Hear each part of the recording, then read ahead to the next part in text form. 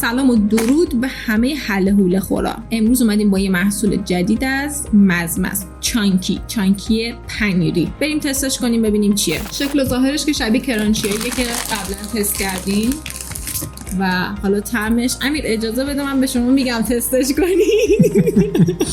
خب قبل از اینکه من تستش کنم امیر تست کرد. امیر نظرتو بگو. ببین کرانچی قبلی یه ذره پرتر بود و سفت‌تر بود ولی نمکش بیشتر بود. این به نظرم هم نمکش اندازه شده، هم نمیخوام بگم تو خالی، نه یه ذره اون سفتی رو نداره و تکامل یافته کرانچیه. ولی نظر من بود خیلی خوشمزه تر شده. خیلی چانکی، درسته؟ چانکی آره. پنیری از مزمز. یگانه تو نمیخوای تست کنی؟ چرا؟ حتما.